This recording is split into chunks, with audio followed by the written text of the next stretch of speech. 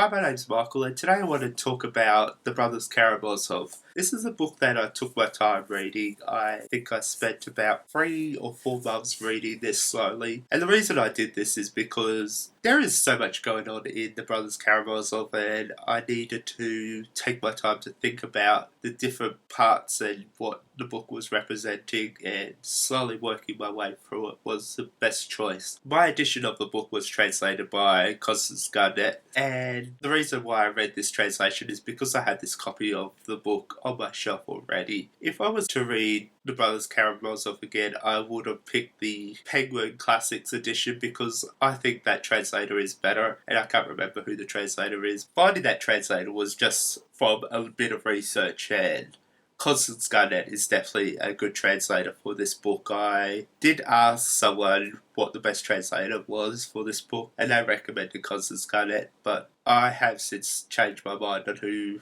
I would have preferred. So next time I reread this book, I will be rereading it with a different translator. Apologies for the bit of a ramble there, but I thought I needed to mention that. Now, The Brothers Karamazov by Fyodor Dostoevsky is a pretty full-on book with a lot of philosophical and religious ideas playing out in this. And I like the way that Fyodor Dostoevsky takes on the idea of religion and takes it on from a perspective of 3 different brothers. And each brother has a different opinion and different view on religion and the take on it. One is faithful while the other has a lot of doubt, and then the third is selfish and doesn't seem to care too much about religion at all. And the 3 different perspectives is an interesting way to explore religion in different lights and try and understand what Fyodor Dostoevsky might be saying about religion. And I really like the way Dostoevsky approached the book because the 3 different brothers allowed 3 different viewpoints, and he was able to tackle the ideas in different contexts and different lights, and just to share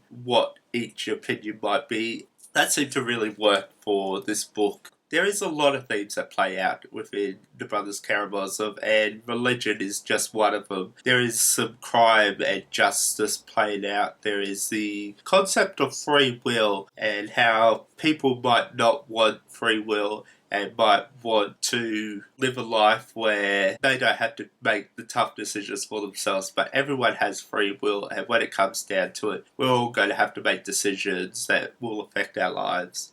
There are some other themes that play out with this book, but this is such a huge book and has so much going on with it. I just wanted to focus on the religious side because I think that's the main point. And he looks at religion as a way of life and how an intellectual might view religion as well. Like, the more knowledge we get, sometimes that can help build our beliefs, or sometimes it can conflict with our beliefs, and we have to learn to deal with and understand that. And we have to be willing to take on other people's views to help us grow. And if we analyse our beliefs regularly, then maybe we stay on track. There is some other ideas going on with this. I really like what Fyodor Dostoevsky does with crime and how crime impacts morality, and he does that a lot in Crime and Punishment, and he does that really well in that book. But in The Brothers Karamazov, he does it as well, and he talks about the impact and the moral implications of committing a crime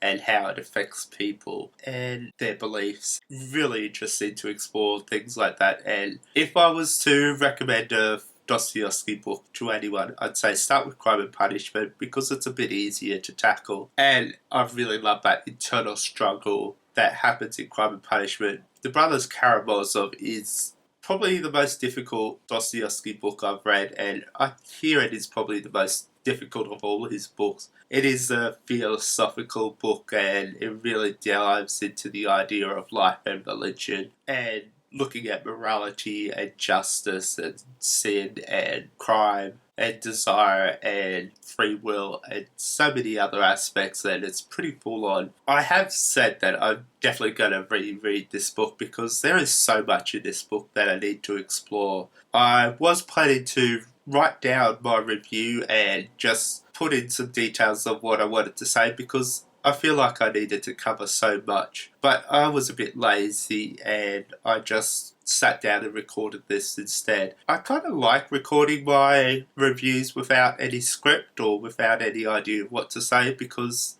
I like following my train of thought and see where it leads, and I like to discover a thread and just follow it and just talk it out, because it seems to work for me. And I know writing it, I could have probably done that, but I find I get really bored when I try and read off a script and I don't feel like it feels authentic, and I'd rather just share my thoughts as they come and try and develop those things. If you want to find me elsewhere, all my links to social media are in the description below. And as always, thank you for watching.